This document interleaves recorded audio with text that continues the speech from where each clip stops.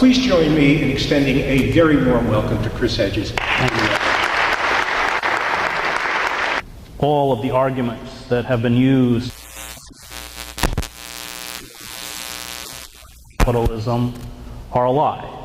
The notion that trickle-down economics, empowering and enriching a tiny oligarchic elite will somehow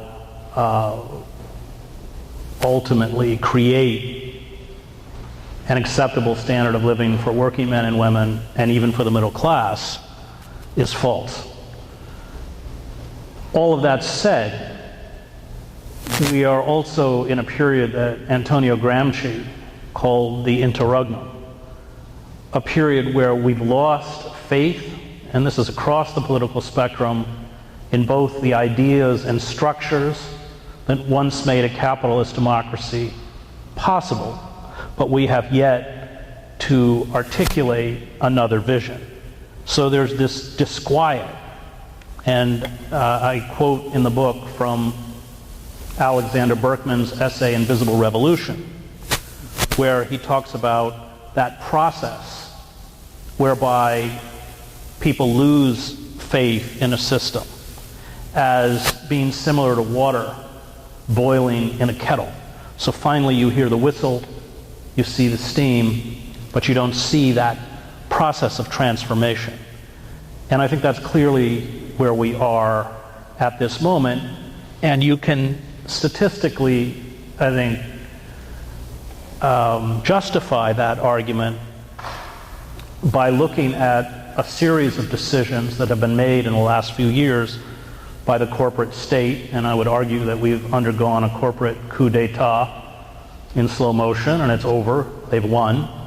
But you can go back to the 2008 bailouts of the banks, and constituent calls in Congress were 100-1 against those bailouts across the political spectrum, and yet they passed anyway. Nobody wants the wholesale security and surveillance state, the evisceration of our privacy, and yet we're powerless to respond. There's no support for these endless wars in the Middle East. The most recent trade agreements, NAFTA, TPP and CAFTA, have seen this insane process whereby trade agreements that are going to radically reconfigure our own society, including destroying institutions such as the post office, are not allowed to be presented to the public. And even Bush allowed his trade agreements to be public beforehand. And yet our elected representatives, those that are allowed to see the agreement, are not allowed to speak about it, and if they take notes, it's confiscated. So over and over, there are a series of policies that are implemented that have no popular support at all. We see it, I think, most dramatically in Black Lives Matter, where, and the Washington Post just ran a story a couple weeks ago, by the way, that said that all of the statistics that we have used about lethal force are incorrect. We were saying that a citizen was being shot dead every 28 hours. They said, in fact, because it's all self-reporting and much of it's not reporting at all, it's as many as 2 a day. So people march through the streets. I mean, we have this moment where one of our fellow citizens in the city of New York is strangled to death by New York City police officers, and the police officers walk away. So people march in the streets, people respond, and yet they keep shooting over and over and over. So in big, small, large issues, the message has filtered down that we don't count. And as long as that, in essence, political paralysis remains, the state continues in the name of austerity to extract larger and larger pounds of flesh, then eventually they will get blowback. That's history, I think, has amply demonstrated that. Right. I want to get into several of the specific manifestations of the oppressions of the corporate state that you focused on. But before I do, I want to follow up on something that you had said. You said that the people have lost faith in the system, and faith involves a certain element of subjectivity. And I'm wondering what the manifestations of that loss of faith are. I mean, we can talk about the actions of the corporate state and the nature of its the oppression, but on the ground, how do we know that people, in effect, are losing faith? I mean, I think of the what's the matter with Kansas phenomenon, where people are oppressed and yet seem to still vote for the Republican Party, basically vote against their self-interest, seem to still manifest, if you look at the last elections, presidential elections, manifest a faith in the system at some level. So when you talk about the loss of faith, what's the empirical evidence for the fact that Congress has a 7% approval rating. Okay. You know, that's a pretty statistical barometer. I take issue with Frank's book, which I like in many ways, but I take issue with the notion that working men and women, by voting for the Republican Party, are voting against their interests. The Democratic Party sold out working men and women under Bill Clinton. And Bill Clinton did that quite consciously and cynically for corporate money. So it's under Clinton that you get NAFTA in 1994, the greatest betrayal of the working class since the Taft-Hartley Act of 1948. It's under Clinton that you get these draconian drug laws which fill our prisons with people who've never committed a violent crime.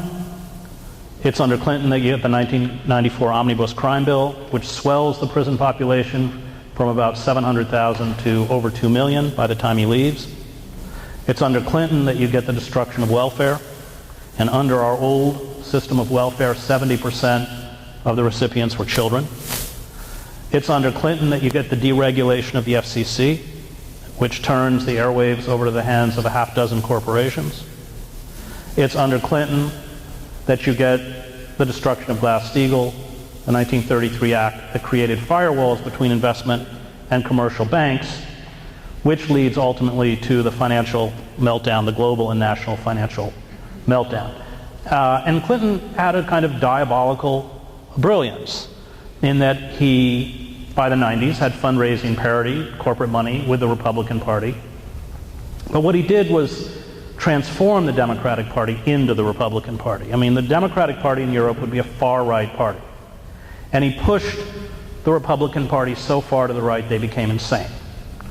But the idea that the Democratic Party it still speaks in that traditional feel your pain language of liberalism, and I spent a lot of time in deaf liberal class, as you know, speaking about this. But really, with the rise of Clinton, we have faux liberals. Much like I saw in Yugoslavia, by the way. Yugoslavia, there are many similarities I see between the war I covered in Yugoslavia and the situation where we are now, in the sense that you had a self-identified liberal elite after the death of Tito running a country that was unable to respond to the increasing difficulties that were imposed on the Yugoslav citizenry. And in the end, of course, they got hit in the late 80s with hyperinflation, but in the end what happened, and this was also true in Weimar, is that a disgusted public turned on the self-identified liberal elites, but they also turned on quote-unquote liberal democratic values. And then you vomited up figures like Radovan Karadzic, Franjo Tuđman, Slobodan Milosevic, in the same way that in Weimar you vomited up the Nazi Party. So I have long been a supporter of Nader, and in 2008 wrote Ralph's policy speeches for him, and that was a very unpopular position to take in circles such as this one. But I argued that it was kind of counterintuitive, that if there was a self-identified liberal class that was not able to effectively respond to the grievances and the injustices that were being visited on the poor, on working men and women, and increasingly on the middle class, the backlash would be terrifying and would come in the form of those powerful proto-fascist elements that have always existed in American society, going all the way back to the Klan. And you see it in the Tea Party, in militias, in the Christian right. Forces that direct a legitimate rage towards the vulnerable, which is what fascism always does. Muslims, undocumented workers, African Americans, homosexuals, liberals, intellectuals, feminists. And that's what I fear. Unfettered, unregulated capitalism, as Karl Marx understood, is a revolutionary force. It has no internal limits. It does what it's designed to do, which is exploit human beings, the natural world, until exhaustion or collapse. And it has no external limits. And that's why the environmental crisis is intimately twinned with the economic crisis. And we should not forget that Obama drills like Sarah Palin.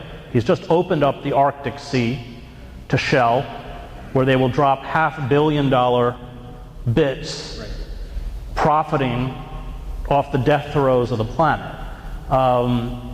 And I think that a proper understanding of configurations of power make this a moment in human history where we face what Immanuel Kant would call a radical evil.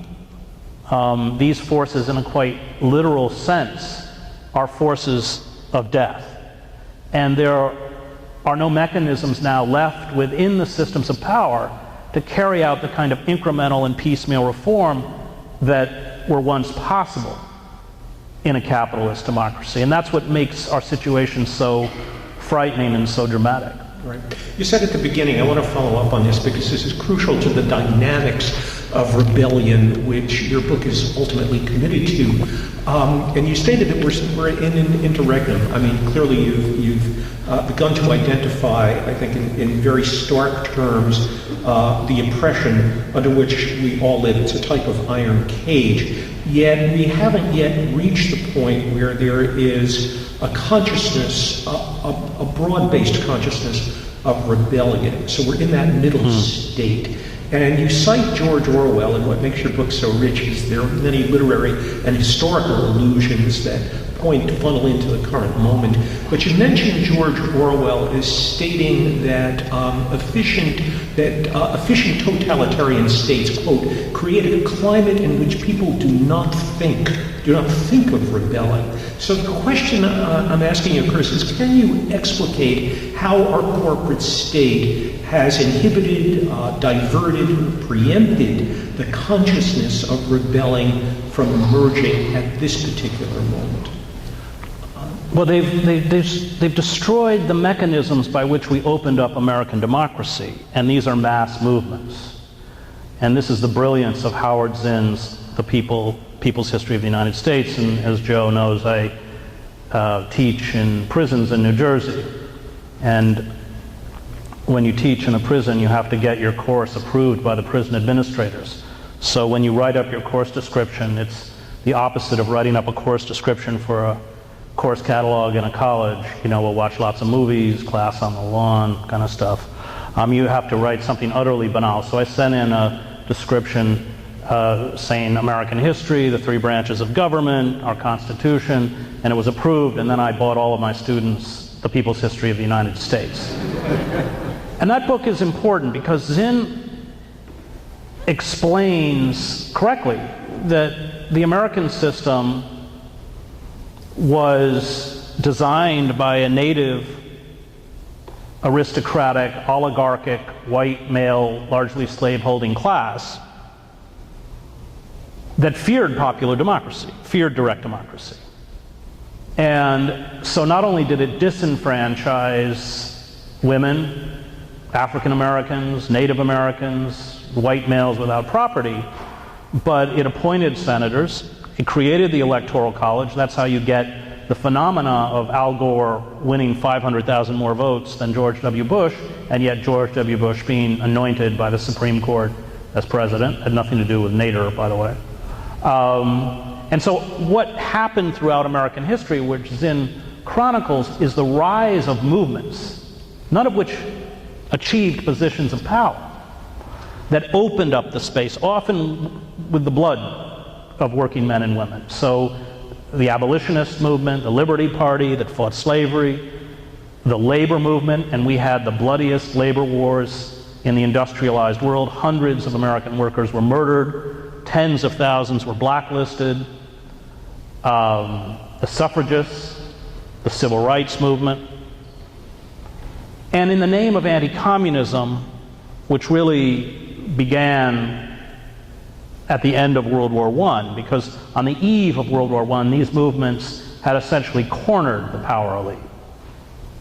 And we saw after the war a transition which Dwight MacDonald, a writer I like very much, who's not read the way he should be, said, we moved at the end of the war into a state that none of the political theorists of the 19th century, including Karl Marx, had anticipated, and that was a state of permanent war, the psychosis of permanent war. So you are constantly attempting to ferret out internal enemies. And that's how you get the Palmer raids. They closed down the masses. They closed down Appeal to Reason, which had the fourth highest circulation in the country. And they break radical anarcho-syndicalist unions like the Wobblies. And so, especially after the McCarthy hearings, and I recommend to you all Ellen Schrecker's two great books on the history of McCarthyism. One is called No Ivory Tower, which is the purging of academic institutions, and the other, I think, is called Such Were the Crimes, or something like that. But I learned a lot about McCarthyism that I didn't know. I didn't understand how extensive that purging was, so that FBI agents would walk into local high schools, they would have a list of 4 or 6 teachers that were soft on communism or Reds. Without any evidence, they would be immediately expelled and blacklisted and wouldn't get any work. This was true through all professions, not just the artistic community, not just Hollywood journalism, and liberal institutions themselves, like the ACLU, were purged internally. And so the destruction of the movements, coupled with the evisceration of those liberal institutions that had once made incremental and piecemeal reform possible, left us powerless. And what we have seen, especially since the 70s, is this shift of what the Harvard historian Charles Mayer calls, our transformation from an empire of production to an empire of consumption, meaning that we began to borrow to maintain both a lifestyle and an empire that we could no longer afford. And at that point, all of the mechanisms which Zinn had highlighted, by which we had opened up our democracy, atrophied and closed. And that's, of course, now we are watching, in the name of austerity, this backwards policy whereby the big banks and financial firms like Goldman Sachs, which carried out documented fraud, bilking, pension funds and city funds and retirement accounts and of staggering amounts of money, are bailed out. And the citizen, in the name of austerity, is forced to pay the bill. So if you look at St. Louis County, 30 to 40% of the revenue, this is not unusual in poor counties, is extracted from the poorest of the poor through fines. And the list of fines are absurd. I mean, you're fined for not mowing your lawn. You can be fined in Ferguson for standing on a street corner for more than 5 seconds. I'm not making that up.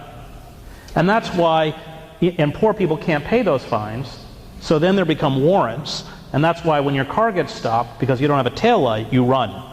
Because if they grab you, you're going to prison. And what's the response of a militarized police force? Is you're shot in the back and killed.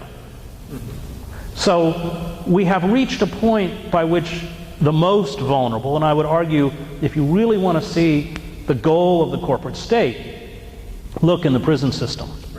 Because there you see defenseless people and defenseless families who have no ability to resist being increasingly squeezed for money. Phone rates 5 or 6 times higher than what any of us in this room pay.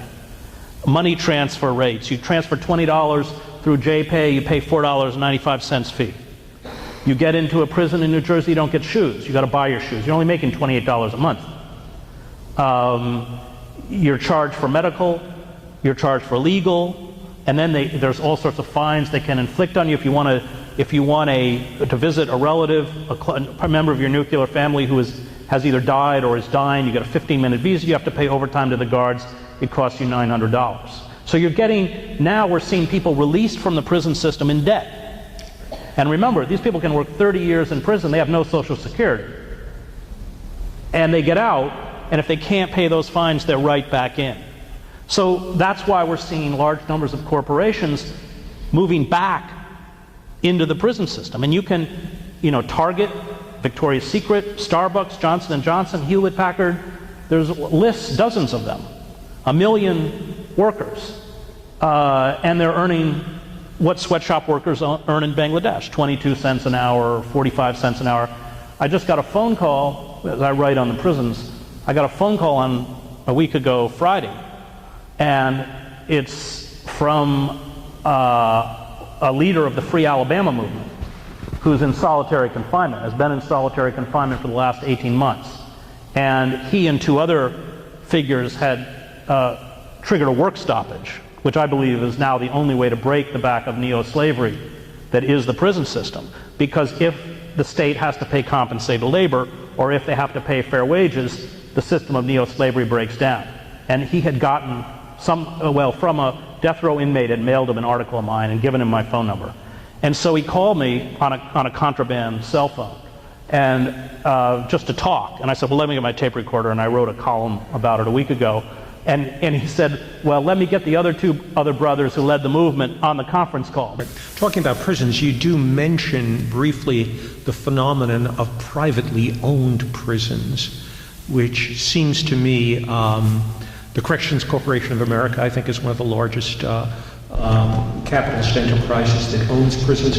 It seems to me that by privatizing the prison system, if we're talking about reform, not only are we talking about the politics of it, but indeed we come up against the juggernaut of corporate capitalism and the profit motive, which diminishes even further the capacity for significant reform. Well, that's the problem. You've nailed the problem, because now prison has become so lucrative as a business. And not just, the private prison industry is a $90 billion a year industry, but it's not just that.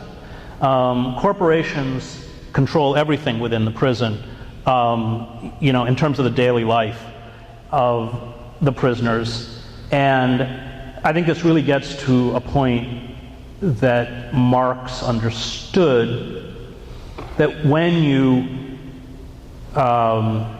create a body of surplus labor, redundant labor, there's no way that the state can profit off of black and brown bodies when they're just wandering around East New York, but put them in a cage and they generate $40,000 or $50,000 a year. That is the fundamental point of the system. Neo-slavery is the engine that drives mass incarceration, which is why nationwide work stoppages within the prison system is the only way to counter or break the back of the system, which requires students, or I call them my students, but requires people within the prison to rise up, and what happens is every time you find leaders like the leaders of the Free Alabama movement, they are immediately extracted and removed from the population because of their leadership qualities. So they've been sitting in solitary. And solitary in Alabama, by the way, means no TV and no reading material, not even newspapers or magazines. And solitary in Alabama, although you're supposed to get an hour out a day, means 3 days a week you might get out for 1 hour. They don't even have tables in those cells. They have to eat sitting on their steel toilet. And if you want to find out what it's like to be in solitary, go home this weekend and lock yourself in your bathroom for 48 hours. Britain puts 3 to 4 people a year in solitary. We have tens of thousands of people. And when I teach, as Boris will tell you, every course I teach in the prison is really all themed the same thing, which is revolt.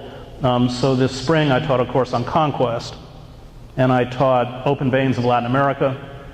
There is a benefit to an illiterate society. Open Veins of Latin America, Bury My Heart at Wounded Knee, and C.L.R. James is the Black Jacobins on the Haitian slave revolt.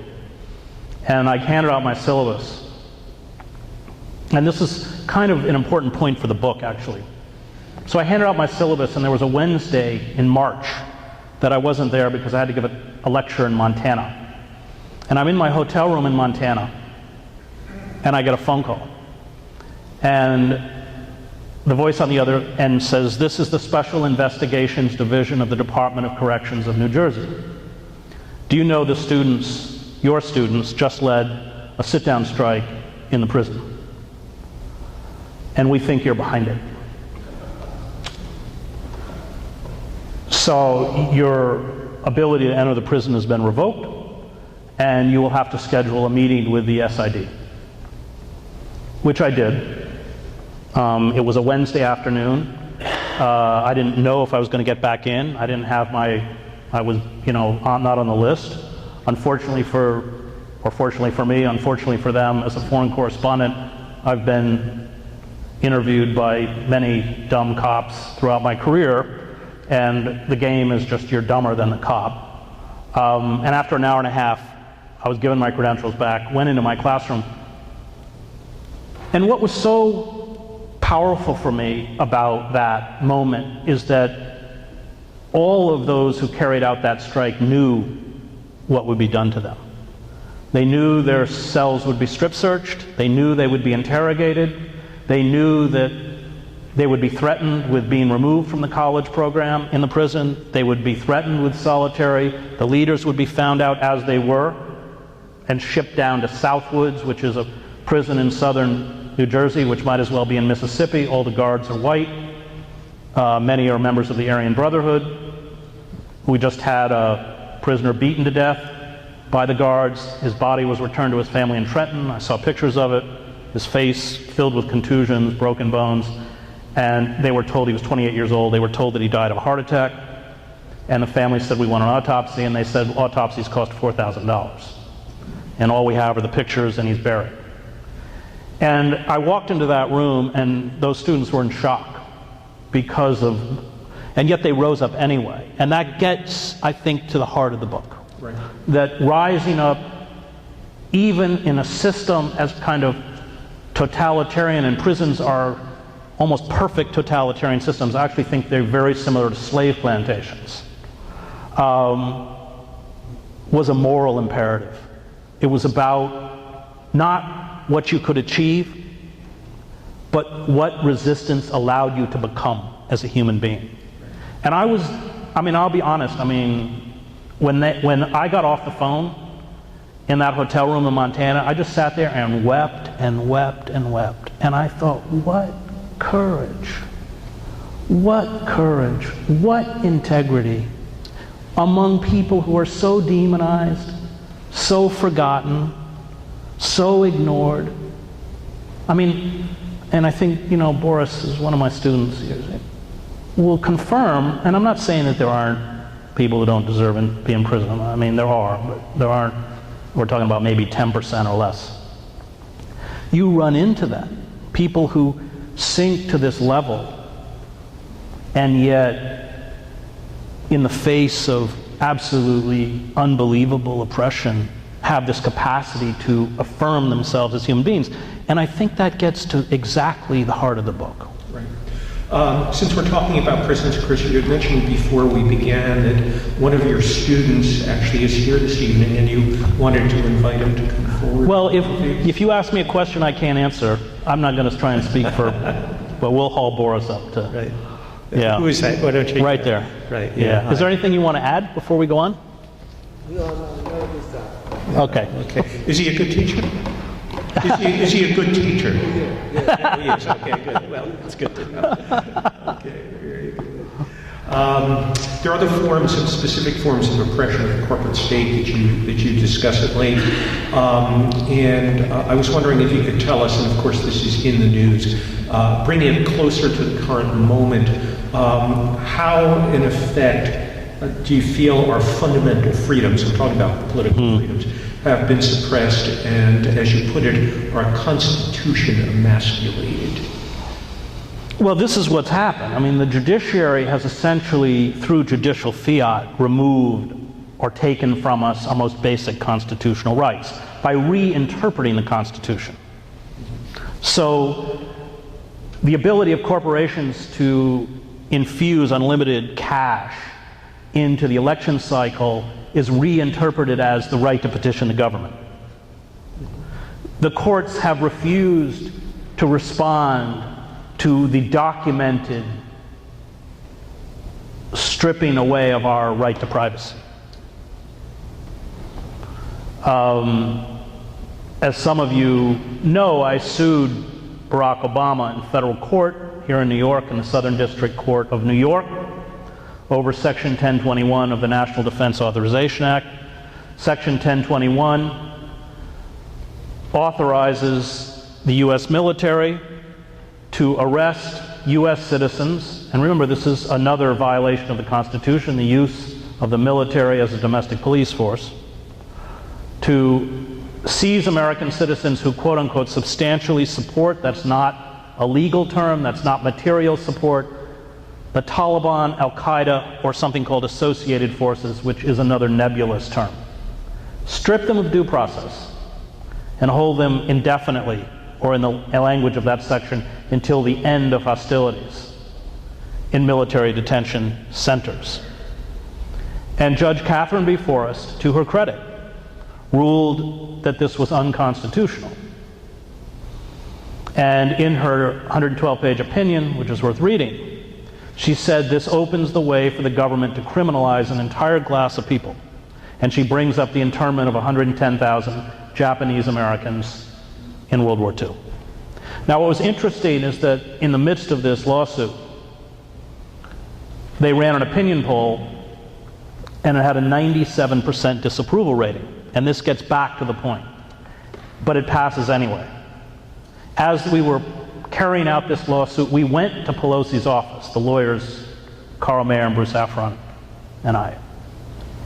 And we said, we'll drop the lawsuit if you will just write into this section that this does not apply to U.S. citizens. And of course, they would not do it, because it was written for U.S. citizens. And it was written because they know what's coming. And they finally, I believe, don't trust the police to protect them. And so what happened is that when Judge Forrest made her ruling, not only did the federal attorneys, but attorneys representing the NSA and national security appeared in her chambers and said, you must lift the temporary injunction in the name of national security. And she refused. That was on a Friday afternoon. At 9 a.m., they went to the Second Circuit, or the appellate court, made the same request. And they did lift the injunction. And this gets back to how the courts essentially have taken our constitutional rights by fiat. So the Second Circuit now is forced to rule. They have the hearing. They don't rule for months. And what they're doing is watching another case called Clapper versus Amnesty International, in which I was also a plaintiff, where we challenged the FISA Amendment Act. It got to the Supreme Court. The government lawyer stood up in the court and said that I and the other plaintiffs, the charge that we were under surveillance was quote-unquote speculation, and that if the government was carrying out surveillance against us, we would be informed. And the court bought it and threw it out.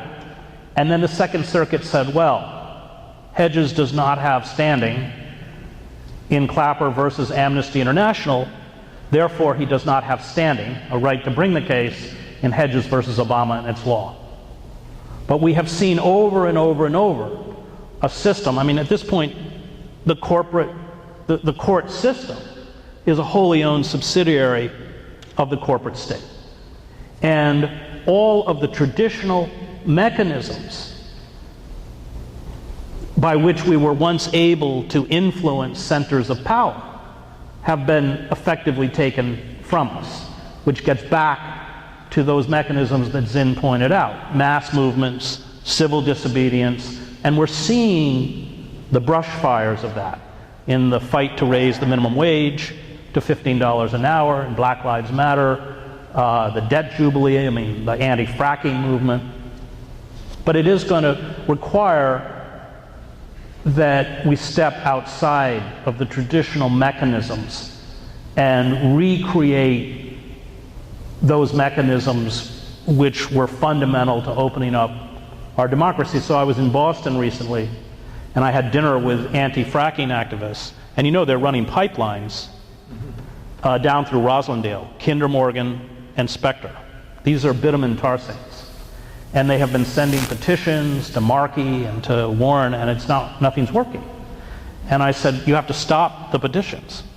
The only thing you have to do now is go out and buy old junk cars, and when the construction equipment arrives on those streets to build those pipelines, you have to drive the cars into the street, take the battery out, and walk away. That's all we have left. And we are, if we talk about climate change, we have no time left. If we do not obstruct these forces, then we are robbing our children and our children's children of a sustainable future. Right. Much of the book is devoted to issues of environmentalism and control of corporate state over the environment. And I'm wondering if you can say a little bit more about that in terms of other examples and other mechanisms of control. Well, I think it's all part of one package, in that unfettered capitalism will squeeze human capital, the natural world, until there's nothing left. And that's what they do. That's what they're designed to do. Which means that if we are to create something that's sustainable, we have to radically reconfigure our relationship to each other and to the natural world. And I think that we're seeing this in Greece. Greece represents, 3% of the EU economy? It's not enough to worry about. But what's happening between the international banking system and Greece has nothing to do with economics and everything to do with politics. It is a political battle. Because if the Greeks successfully walk away from the euro, then Spain is next, and probably Ireland, and everything begins to unravel. So what I suspect, and we're literally, the banks are closed, the runs on the banks. If Tsipras and Syriza is not able to make a deal, then what I think we will see is what we saw in 1973 in Chile, where the international banking system, as they destroyed Allende, will attempt to destroy Syriza. So that's fuel shortages, power outages, food shortages, until the government is discredited in the eyes of the wider population, the way Allende was. And you present a Pinochet-type figure who will do the bidding of the Chicago School and neoliberal economists. But if Greece makes it, then revolutions, as I talk about in that book, come in waves. That's not my idea. A lot of historians have written about that. The kind of tsunami type effect could be quite dramatic. I want to get into some other subjects that you raised that are part of the analysis, but not quite at the dead center of it, perhaps, although, as you said, it's all unified into a single package. You have an entire chapter on the history of vigilantism in the United States, and I found that was most intriguing and perhaps in some sense a very creative analysis. How has our history of violence and vigilante violence served the interests of corporate power? America has, and I have to pay credit to Hofstadter because he's the one who really kind of made this point, which I pick up on, but America has a very peculiar tradition. We don't have a revolutionary tradition with the exception of Thomas Paine, and he didn't come to the United States till he was 37. And of course was roundly rejected by the Founding Fathers once they achieved power. Paine was an abolitionist. We didn't have the word socialist maybe then, but he was certainly a socialist. And what America has is a long history of armed white groups that carry out horrific acts of violence against minorities, radicals, and dissidents. So you see, some of the worst massacres in westward expansion were not carried out by the U.S. cavalry. They were carried out by rogue militias out of Denver. The Sand Creek Massacre and the murder of Black Kettles, Sioux tribe were all militias. The slave patrols, the White Leagues, the Red Shirt Brigades. These are all vigilante groups. The Pinkertons, these gun thugs who worked for coal companies and steel companies, Baldwin Phelps. And we see it today in the Tea Party militias. This is why gun ownership in the United States is so high. And it's largely in the hands of white men. It's largely criminalized. You can get a gun as a black male in the United States, but if you do, you're going to be breaking the law. If you are a white male, you can legally get a gun. We've largely criminalized gun ownership for blacks. And in times of turmoil, these vigilante groups direct their animus towards those who are defined as unpatriotic, and not against the government. That's been our tradition. And with the weakening of populist movements, what I worry about as we face disintegrating effects of climate change and economic stagnation and potentially another meltdown is that the backlash will come from these vigilante groups. A kind of, classically fascist backlash. You saw it with Clyde Bundy. I mean, if all of those people showing up with shotguns and automatic weapons on Clyde Bundy's ranch had been black, they would not have walked away unscathed, or if they had come from Earth First or anywhere else. And that has been part of our DNA, which makes it frightening. America's a very, very, very violent culture. And in times of distress, that will be part of the expression of dissent. I want to ask you a historical point. It's really a very small one in your book, but it caught my attention because about a year ago I started, after the Newtown event, I had started in Bergen County, where I live, a gun violence prevention coalition, which is still very active. And it's been my pleasure, if I can call it that, to actually debate Second Amendment advocates, although I really wouldn't call them debates, right, in that regard. But a point that they frequently raised was that the Nazis had basically taken the guns away. In other words, their argument for defending gun ownership is one of insurrection against the totalitarian and fascist state. That's why we need our guns. And you make a very interesting point, which I did not know, was that the Communist Party in Germany under the fascist regime actually was very well armed, and it did not make any difference. Which I think is you've given me, if I could use a bad pun, some ammunition against the Second Amendment types when I get involved. Well, who wrote about this was Engels. And Engels, I can't remember, but it was after Marx had died, and he wrote an essay, I can't remember the name of it, but he writes about the machine gun. And he said that it was the invention of the machine gun that doomed violent revolts. Because before, in the French Revolution, it was musket against musket. But now you had weapon systems that were so far superior to what the masses could acquire that there was no contest. And, I lived in Yugoslavia during the war. Everybody had AK-47s. I can tell you that when a well-trained, heavily armed SWAT team surrounds your house, you may like to think that you'll run out with your shotgun, but you will run out with your hands up. And I saw that in Iraq, I've seen it in the Middle East, everywhere else. The idea that you're going to grab your weapon and fight off is John Wayne fantasy. And what happens with those weapons is what always happens, is that they're largely used to shoot people who shouldn't be shot. Right.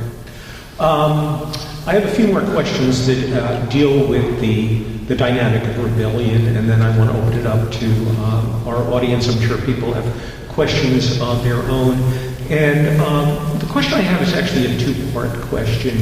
And that is, when we talk about the dynamics of rebellion, and maybe, Chris, I'm being slightly contentious here, if I may be, you basically paint the portraits primarily of individual actors whose consciousness has been raised and who in some ways are rebelling against or sabotaging the system. And yet when I think of revolutions, I think of group organization, I think of vanguard groups that are very well organized, that sort of lead the masses in revolutionary action. And in your book, I don't see, except for the Occupy movement, which was deliberately, in some ways, did not want to create a hierarchy of organization.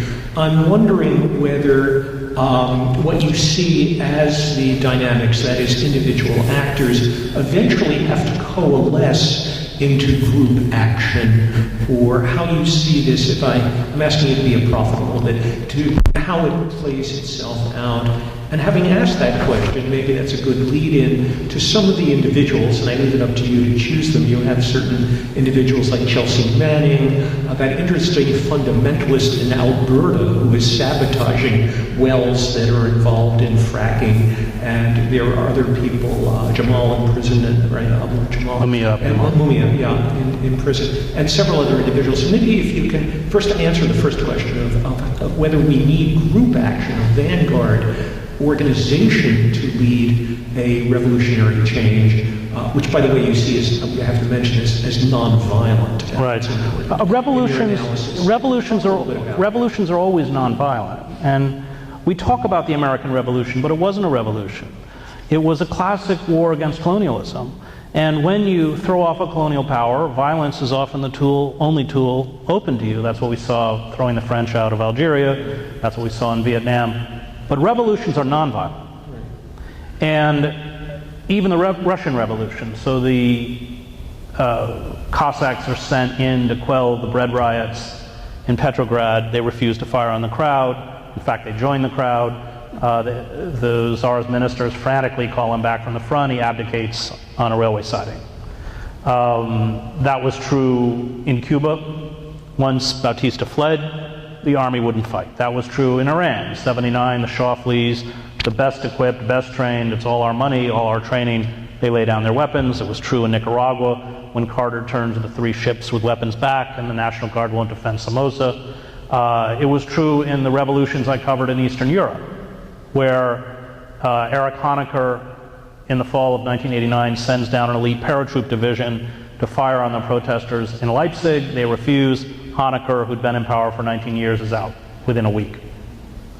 And I quote the great revolutionary theorists Jeffrey Davies and Crane Brinton in the book, who make the point that no revolution succeeds until a significant portion of the organs of internal security either defect, and this was true in the French Revolution, or refuse to fight to defend a discredited elite. That's how revolutions succeed. And we have to go back to Havel, his 1978 essay, The Power of the Powerless, where he talks about living in truth. And I covered the Velvet Revolution. I was in the Magic Lantern Theater every night with Havel, with Dinsbeer, with Klaus, all the people who would inherit power in post-communist Czechoslovakia. So revolutions are nonviolent. In terms of the other question that you raise about a vanguard, right. Revolutions are spontaneous events. Even Lenin concedes this. And remember, 6 weeks before the Russian Revolution, Lenin's giving a talk in Switzerland, and he says, those of us who are old will never see the revolution. This is 6 weeks before he's shipped by the Kaiser in a sealed railway carriage to Russia. Nobody knows, and I've covered these. They have a kind of spontaneous life of their own. I mean, you can see that the tinder is there, but what sets it off, you never know. And having covered those movements, because I was working for the New York Times, I was with the leadership like Djindjic and Draskovic during the Serbian uprising. I was literally with them, in the room with them. And I was watching them frantically trying to gauge the emotions of the crowds, because it's it takes on a life of its own. And leaders read those emotions. They don't direct them. So I was in Leipzig on November 9th, 1989, with the leaders of the East German uprising in the afternoon, and they said maybe within a year we will have free passage back and forth across the Berlin Wall. Within a few hours, the Berlin Wall, at least as an impediment to human traffic, did not exist. Even they had no idea. It was a very important lesson for me. What happens is that spontaneous uprising. You saw it with the rise of the Soviets. I mean, the Russian Revolution was largely an anarchist-driven revolution.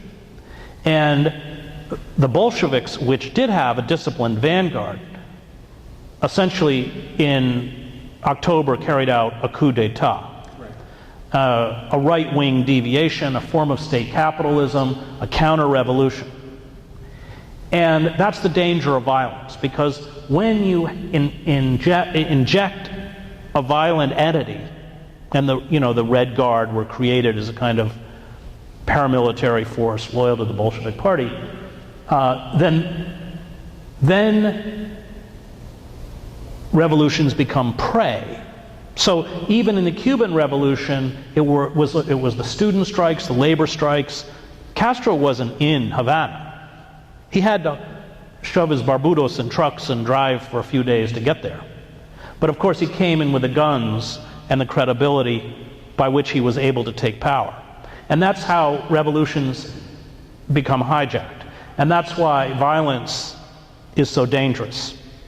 Because once you use violence, you create two extremes, the state terrorism versus, in essence, the terrorism of an insurgent force, and the large middle is caught in between. Right. So, I mean, if this was Russia, I would be Kerensky. And Kerensky was destroyed, because Kerensky had two goals. I mean, Kerensky did not want to execute the Tsar and his family. Kerensky wanted a kind of social democracy, which, by the way, the Bolsheviks began as socialists. They began and then split with the Mensheviks. And you're kind of doomed at that point. If you have to confront a Lenin, who, read Kropotkin on Lenin, who is utterly amoral and will use anything, including widespread assassinations, in order to achieve power. So that's how revolutions go bad, and many, many revolutions have gone bad. And that's why it's incumbent upon us to try and build movements that are nonviolent, and that remain nonviolent. You saw it with Solidarity in Poland. So after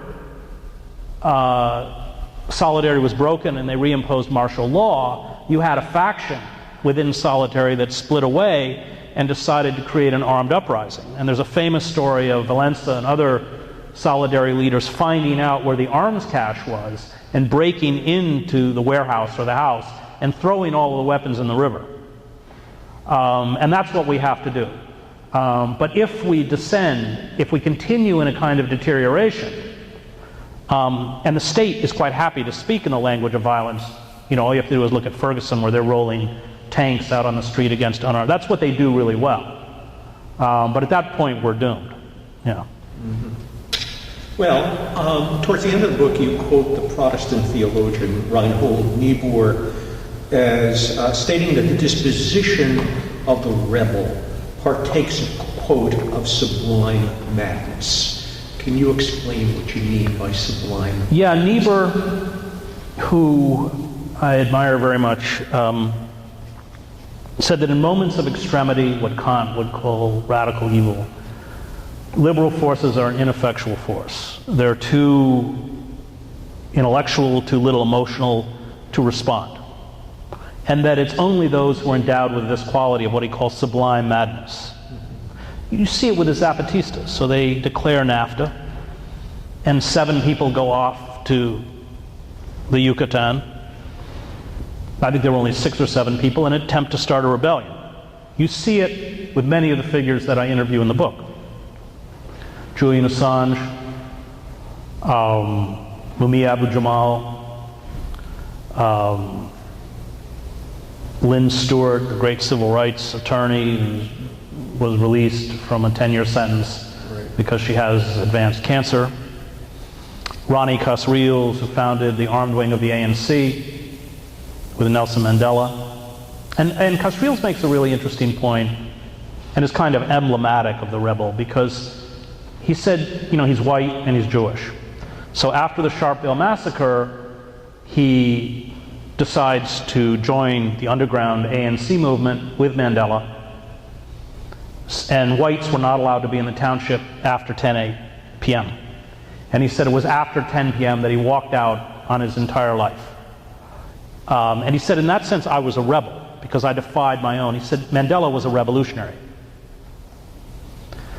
But Casriles embodies that quality of the rebel, in that a rebel, once the rebel is in power, becomes a heretic. Because it's within their DNA. They don't compromise. So Casriles is the deputy defense minister, and he immediately does what Milovan did in the former Yugoslavia, in the Yugoslavia under Tito, which is denounce the ruling elite. Gilas wrote this book called The New Class, which saw Tito throw him in prison. Casriles denounces the corruption within the ANC, and then when they fire on those miners who were striking, the largest massacre of laborers since Sharpeville, he denounces the party that he had spent 30 years underground serving. He embodies the rebel. Rebels like Che Guevara, they're not effective in terms of rulers, once power is achieved. But they're absolutely vital, as Niebuhr points out, as tinder to push any kind of revolt forward. So they're I think Assange, for me, who I've spent a lot of time with in the embassy in Ecuador and London, embodies this. I mean, he's been fighting systems of power since he was 14 or 15 years old.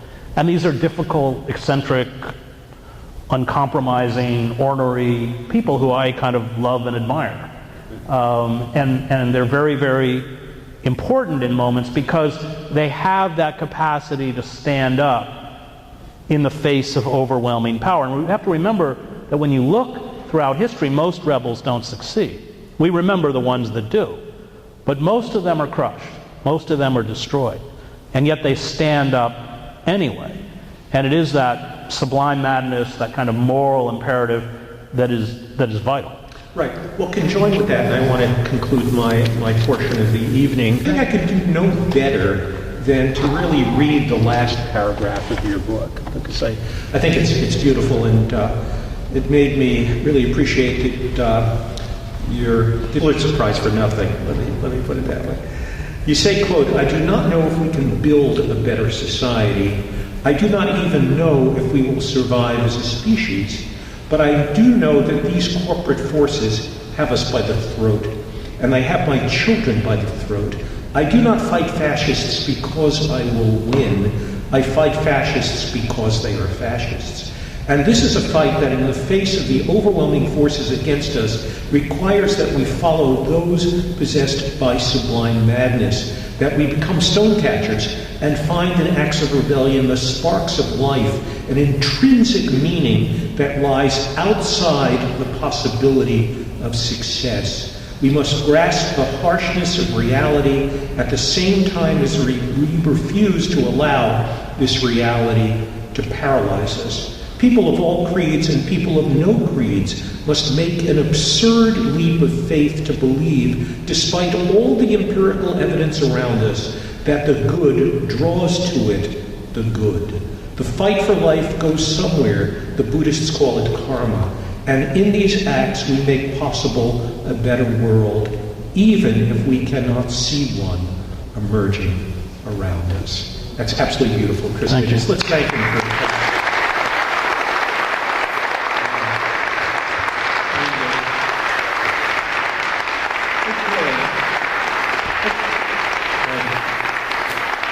Okay, friends, it's about 10 after 8. Let's spend another half an hour together, okay? If people have questions, we have mics on both sides.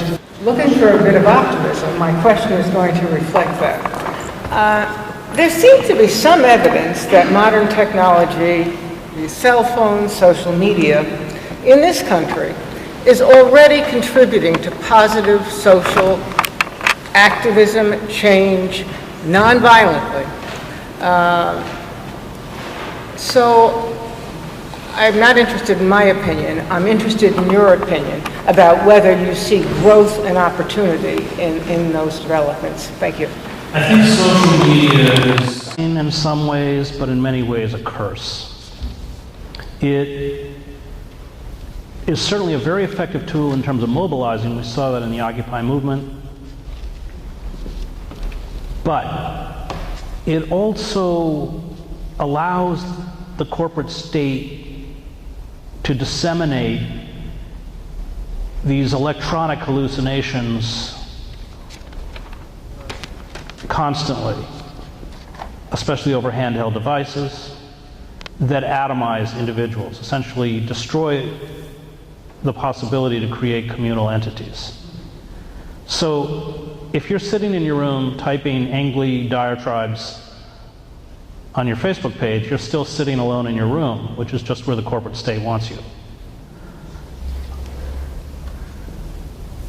I think the problem with social media, and we certainly have seen it among a generation that's been raised on social media,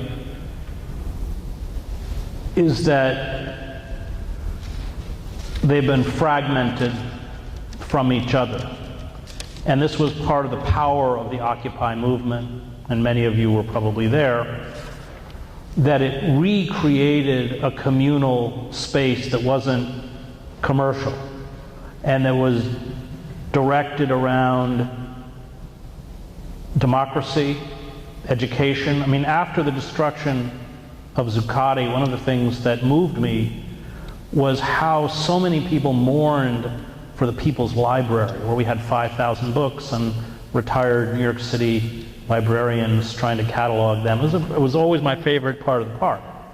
And you know what the NYPD is, they dumped those books on the road and ran over them with dump trucks. They destroyed it consciously. And I think that we have to recreate communal structures if we're going to effectively resist. And social media oftentimes contributes, I think, to that, what Hannah Arendt calls that atomization. Social media also caters to the cult of the self. You know, Instagram, Facebook, it's kind of advertisements for me. The other problem I have with the internet and social media is that it disrupts the possibility of thought, of profound thought. We have to create walls. I don't tweet, I don't have a Facebook page, I don't have a web page, I don't have a television, because I try and read 2, 3, 4 hours a day. You can't understand capitalism if you don't read Karl Marx's first volume of Capital. You're never going to get that off the internet. And Chomsky, who obviously admire very much, makes a very good point. He said, you can have what passes for an intellectual discussion as long as you stay within accepted parameters, because in essence, you're speaking in identifiable cliches. But as soon as you challenge those cliches, as soon as you attempt to dissect those structures, you need time, because you're leading a person into uncharted and unfamiliar territory. And I think part of the problem is that if we don't understand mechanisms of power, and that only comes by essentially rooting ourselves in a print-based culture, the culture of ideas, then we are rendered largely defenseless because we respond to the personalities, the political personalities that are manufactured for us. Obama is a classic example. And it's a book I never tire of promoting, but it's important, an important book. It's by Sheldon Wolin, who is our greatest living political philosopher, taught at Berkeley and Princeton for many years, and wrote Politics and Vision, which is the great classic on Western political thought, but also wrote a book called Democracy Incorporated, which gave me the language to understand our system of what he calls inverted totalitarianism. And that's not classical totalitarianism. It doesn't find its expression through a demagogue or a charismatic leader, but through the anonymity of the corporate state. So that in a classical totalitarian regime, you have forces that overthrow a structure. In inverted totalitarianism, these corporate forces purport to pay fealty to electoral politics, the Constitution, the iconography and language of American patriotism, and yet internally have seized all the levers of power. And the Lannan Foundation, he's not been interviewed for years. In the 1980s, he used to write, he's a beautiful writer, he used to write for the New York Review of Books, and in the 1980s, with the rise of neoliberalism, he called it out for what it was, which was a con game. And he was completely pushed out and became a pariah within the political department at Princeton, which isn't much of a surprise, actually. And he'd not been interviewed for perhaps a decade. We went out and found him in a retirement home. He's 92 or 93, an hour outside of Portland. And watch it. It's on YouTube. We didn't know what to expect, and I could hardly keep up with this guy. And I was not going to dumb it down. It's Nietzsche and Marx and Kant and Weber, and it is, what the world of letters should be. And if we had a functioning system of public television and public radio, the voices we should hear, but we don't. But maybe could you just go further with your answer into the tactics that the youth, the student bodies of our universities, and our general citizenry can do to fight and reverse this encroachment of corporate power? And adding to that, do you see any countries around the world where citizenry within are successfully resisting and perhaps reversing this? Do you see hope in different nations around the world that we could perhaps look to or emulate? And then going further with those tactics that we can employ. In Spain, you have 25% unemployment. I think youth unemployment is at 50%. And they surrounded the Spanish Parliament, remember, a couple of years ago, the Indignados. And that's the kind of stuff we have to do. We have to carry out sustained and massive acts of civil disobedience in the same way that these acts were carried out in Eastern Europe. I was in Alexanderplatz in East Berlin, 500,000 people. I was in Wenceslas Square, again, 400,000 or 500,000 people, night after night after night. The authorities call on the foot soldiers who protect them to use coercion to break these movements. They refuse, and these regimes are finished. So I think those are the kinds of models that we have to begin to replicate. Look, if Congress has a 7% approval rating, there should be 93% of us surrounding Congress when they come into session, letting them know what we think of them. Credo of the New York Times is do not significantly alienate those on whom we depend for access and money. So clear. Thank you.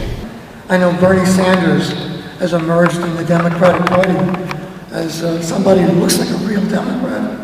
I'm wondering if he has a chance against Hillary and Obama and these betrayal centrists that betrayed us.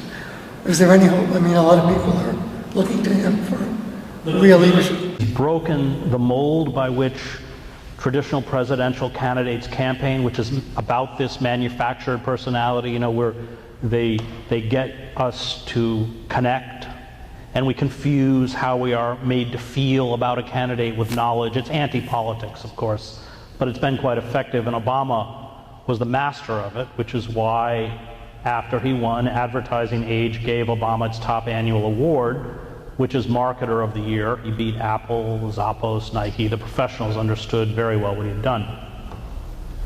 But Sanders should not have run as a Democrat, because the Democratic Party is part of the problem, and he's giving legitimacy to the Democratic Party.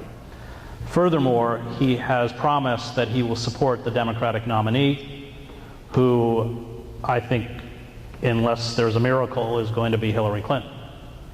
And so in the end, by next April, he will funnel passion, energy, and money back into a dead political system.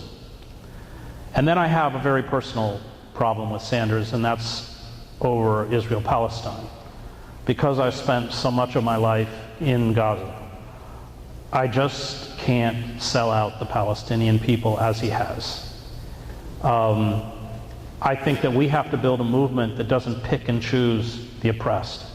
I think we have to stand with all of the oppressed or none of the oppressed. And the refusal to speak out on behalf of the Palestinian people is one that resonates beyond our borders and discredits us. In Europe, I mean, they see that. So all of those are my issues with Sanders. I mean, I did an event with Bernie and Bill McKibben and Naomi Klein and Shama Sawant, whose campaign I just kicked off, a re-election campaign in Seattle. And we asked Sanders why he wouldn't run as an independent, which is what he should have done. And he said, I don't want to end up like Nader. And he's right. I mean, the Democratic Party would have destroyed him. He would have been stripped of his committee chairmanships. They would have made sure he was defeated in Vermont. And yet, I think that now we have to step outside the system, and we have to understand that political campaigns, because the game's rigged. I mean, I worked closely with Ralph in 2008 to see how it's rigged. But we have to build political campaigns that are a political expression of a movement and that don't end on election day, but that go into feeding the movement. So 10 years ago in Greece, Syriza only pulled 4%, which is about what Ralph pulled in 2000. And that's what we have to do. We have to funnel all of our energy into movements. I'm not a political, analyst. So I'm not a guru on elections. I think, he may do well in New Hampshire, but Bill Curry, who writes for Salon, who's pretty smart on all this stuff, who I just talked to the other day, I don't think anybody who really understands the system thinks that Hillary is going to get taken down by Bernie Sanders. But, this is not, I don't spend my life following the ins and outs of the Democratic primaries. At the beginning of the evening, one of the first ideas that was discussed was the fact that we were at a revolutionary moment. I believe that was the expression. And I don't remember the exact words afterwards, correct me if I've misunderstood this, but the idea then was floated that there's a lot of discontent and disillusionment throughout the country, but we don't quite know as a nation what's next. And am I correct in remembering that idea? Yeah. Okay. And then the phrase came to my mind that we're all familiar with, that there's nothing more powerful than an idea whose time has come. And it seems like, even though there have been all kinds of creative things brought forward about what a non-dystopian future would be, nevertheless, it hasn't clicked yet. We all know we need something different, or many of us do, but we don't know what that is. My question is, do you have a feeling for, if we find our way through past all these problems, difficulties that we've discussed tonight, do you have a feeling for what that non-dystopian future might be? And the idea that you construct a society around the dictates of the marketplace is lunacy. It's never been done in human history. It doesn't work. It creates an oligarchic elite, as we have done, a form of neo-feudalism which destroys the possibility of democracy. Aristotle made this point, and he said that with the rise of an oligarchy, you have two options, tyranny or revolt. And we have seen over the last few years the corporate state put into place physical and legal mechanisms that criminalize any form of dissent. And we have created and we'll go back to Hannah Arendt's The Origins of Totalitarianism, where she writes about the stateless. She herself, of course, is stateless, driven out of Germany after being held by the Gestapo, almost killed, and is in France, stripped of her citizenship. And she said that when you create a legal and a physical mechanism by which a certain demonized or despised segment of the population is stripped of their rights, and here we can look at people of color who live in marginal communities, which has already happened to them, or what has happened to Muslim Americans in this country, especially since 9/11, then the moment that there is any kind of unrest, and one of the lines is, when you strip a certain segment of the population of their rights, you have stripped the entire population of their rights. So we already have the militarized police forces.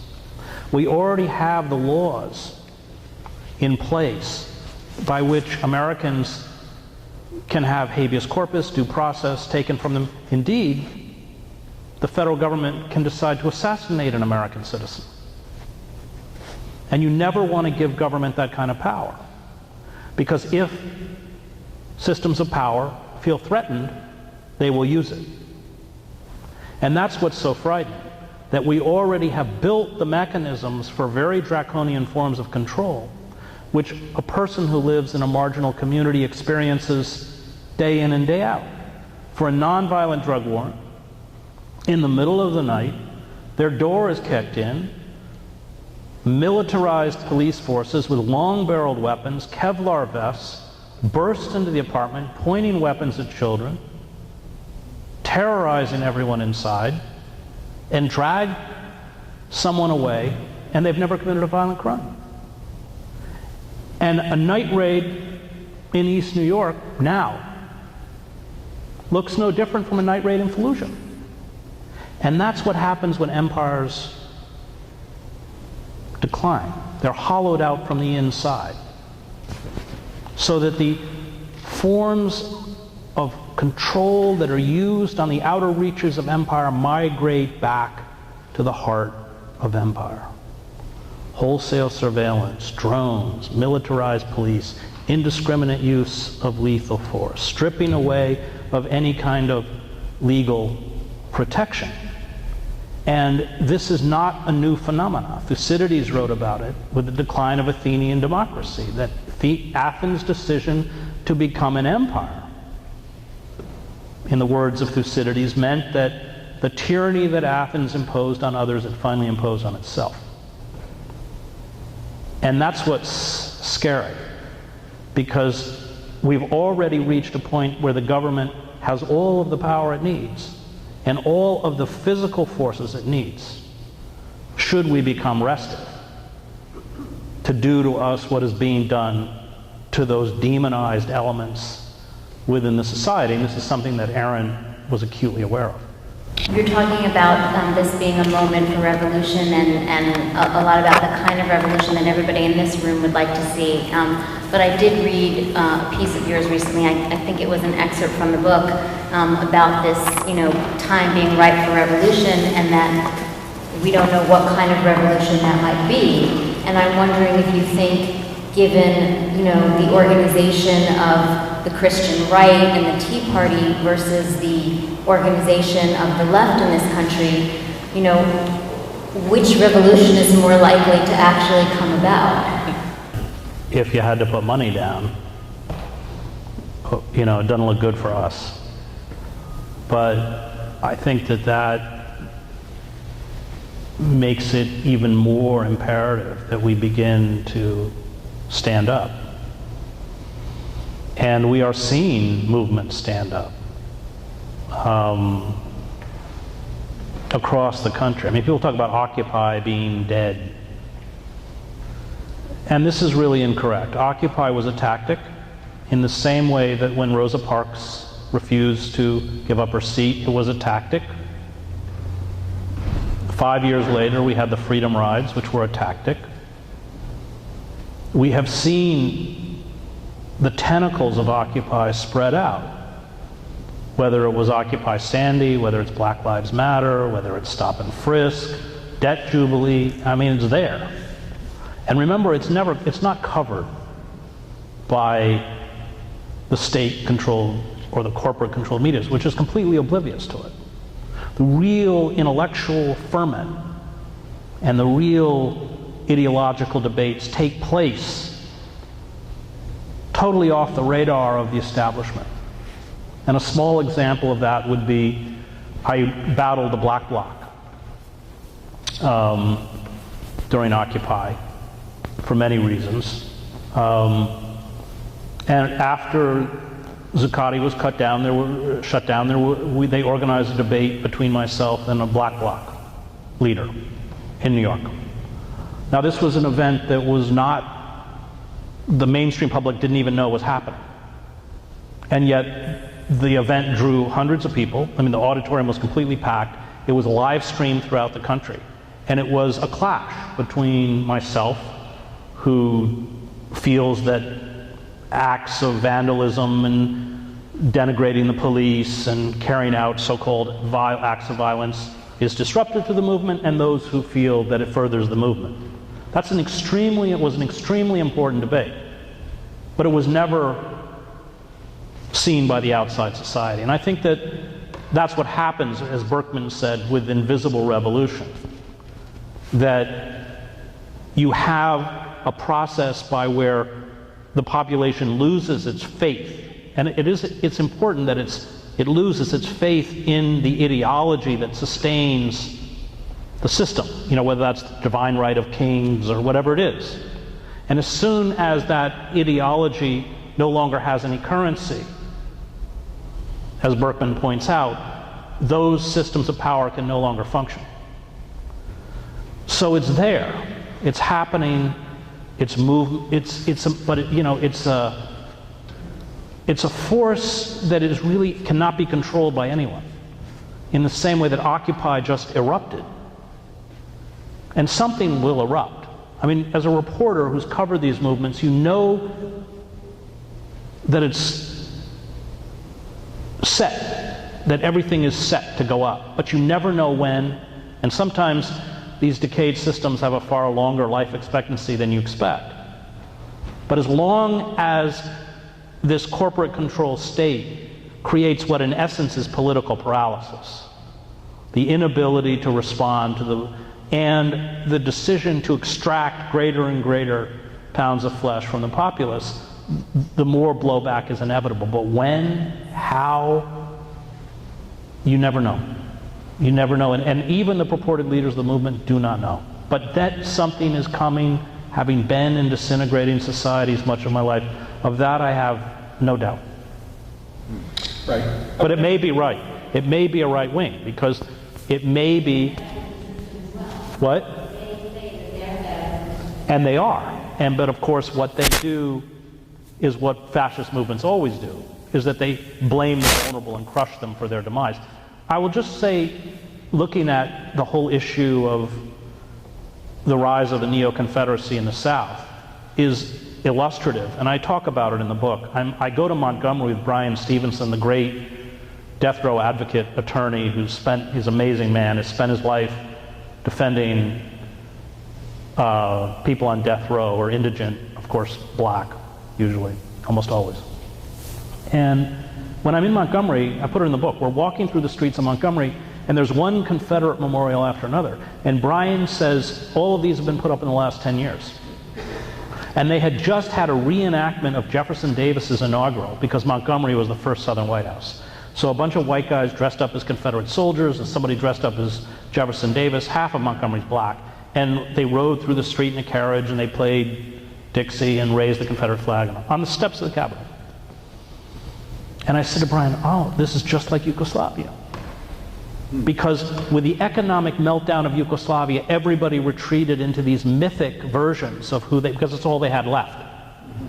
And in some ways, it's more dangerous than the era of Jim Crow, or because at that time period, you had poor whites who had work, who were terrified that black people would take that work from them. But now they don't have work. And what they've done is what's happened in Yugoslavia, is that they're blaming African Americans for destroying their country, which has been destroyed. And that's how fascism works. And that's why I think that the rise of the neo-Confederacy and the kind of violence that we're seeing in Charleston and other places is emblematic of something that's even more frightening than we have dealt with in the past. I spoke in Charleston, by the way, a couple years ago. And the night before I gave my talk, or maybe it was right before my talk, I had dinner with the all of the professors and stuff who'd invited me, and I said, oh, I have an interesting connection with Charleston. I'm related to the Union general that captured Charleston. And they said, don't say that. Don't get up and say that. Don't mention. Reactionary Republican Party. I don't understand that. Right. The reactionary Republican Party, many of whose candidates are utterly unplugged from reality, achieve power. But the question comes down to this. By supporting an ineffectual liberal elite, ultimately, are we furthering the values that that ineffectual liberal elite claims to represent, or diminishing those values by giving them credibility? And as we saw in Yugoslavia, and also saw in Weimar, we saw a self-identified liberal elite, as embodied in figures like Obama or Clinton, that purportedly cared about liberal values, but were unable to address the significant grievances and injustices that were visited on the working and the underclass. And then a crisis happened. And even the most sober business reporters like Gretchen Morgenson are now talking about another financial meltdown, given that Wall Street is doing what it was doing before 2008. And at that moment, history has shown, and this was true in Yugoslavia, the backlash and the rage of the citizenry is directed at an ineffectual liberal elite. And they not only turn with venom on that elite, but they jettison the values that that liberal elite claims to represent. And at that point, you vomit up figures like Slobodan Milosevic, Radovan Karadzic, Franjo Tudjman, or in Weimar, the Nazi Party. And that's why I supported NATO. Because there has to be a force, both political and social, within the culture that will not compromise on those values, that will stand up and fight for them, in effect articulating the values that these self-identified but bankrupt liberal elites claim to represent, but in fact have sold out. And that's why, for those of us who care about an open society, it's incumbent upon all of us to stand up now, while there's still time, and to carry out acts of sustained civil disobedience and mass protest that has at its core not only those values, but the fundamental value of nonviolence.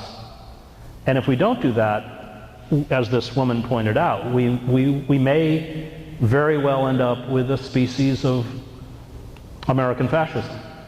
I think that's an appropriate place to end. But again, let's extend our gratitude